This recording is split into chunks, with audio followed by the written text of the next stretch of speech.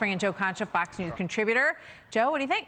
Welcome. Well, yeah, hi, how are you? Good. Look, Tesla's Model Y and Model 3, they're the two best-selling cars in California. You'll never guess who owns $4 million of Tesla stock. Paul and Nancy Pelosi. They're just throwing that out there. They're in California, I believe, right? Look, this is tone deaf. It's elitism. But what wasn't mentioned in Jonathan's excellent piece was, what is the average cost of an electric car?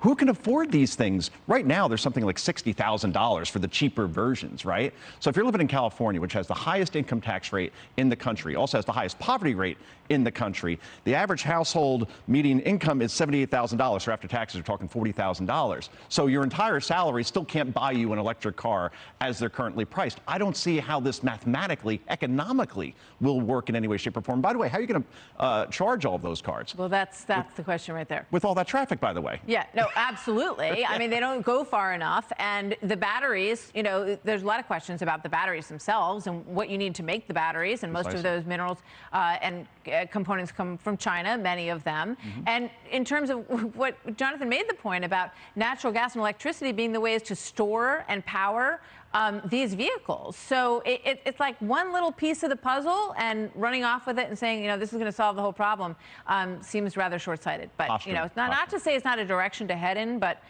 you have to do it very, you know, you have to do it when you have the trade-off ready to go. All right, so Fairfax County Public Schools making more waves over their policies. The district is requiring all teachers to complete a training program that says that students can ask to be addressed by different names or pronouns, and their parents do not have to be included or notified in any of this, right? The policy applies even to preschoolers. One training slide states that notes things like asking to use a private bathroom or a locker room that corresponds with the student's identified gender. And another slide details when and how a child can choose to change their name. None of it requires parental consent. Joe, what do you think? We're 25th in the world in math, reading, science. Thank you. Right? Blocking and tackling. I have a first and a third grader. All right? If you want to have a conversation with my kid on gender identification or sexual orientation, no.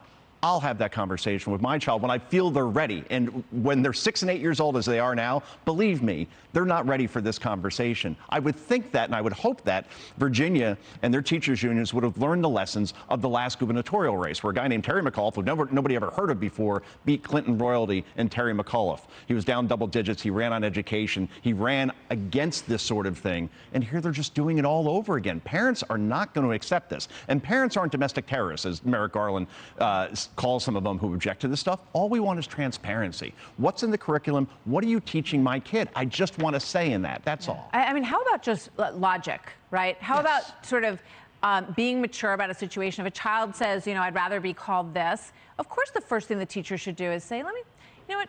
Hi, Mom. Hi, Dad. Just want to let you know what's going on in the classroom, and I'm wondering what you guys think about this. I mean, the communication is so key to raising healthy children, so why on earth would you not want to have that conversation with the parents? It absolutely makes no sense at all, and kudos to you, because until you got these kids reading at grade level and doing math at grade level, you better you know, focus on the mission of teaching and get to that first. So Hillary Clinton lost to Kim Kardashian in a legal trivia contest in the new series Gutsy. We see the pair compete in a legal knowledge test. Watch this real quick.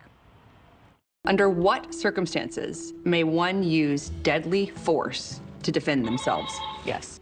When one is being faced with deadly force themselves, or one believes that deadly force is imminent. Was it humbling to lose that contest to her secretary? Oh, it was heartbreaking. Oh my gosh. Correct. Mom. You made a good effort. Correct, Mom. Heartbreaking is one word. Heartbreaking. Humiliating is another word. Yeah. Look, I'm going to defend Hillary Clinton here. By the way, try to imagine Donald Trump losing a business trivia contest to Kim Kardashian, who also is a businesswoman as well. I have a feeling you'll be hearing a lot more about this story. I'm going to defend Hillary here in the sense where she hasn't studied for the bar probably in 50 years, right? And my kids school me on things like the solar system. Like, who knew there were 10 dwarf planets? You ever hear this maki? I never have. So when I do trivia with them, they get things right. The law does not really change. And you knew the answer to that question. It's self-defense. It's justified when it's in self-defense. Like, hit the button. And I never went to law school. You don't. Yeah, neither did I. Yes. All right. I'm Steve Ducey. I'm Brian Kilmeade. And I'm Ainsley Earhart. And click here to subscribe to the Fox News YouTube page to catch our hottest interviews and most compelling analysis.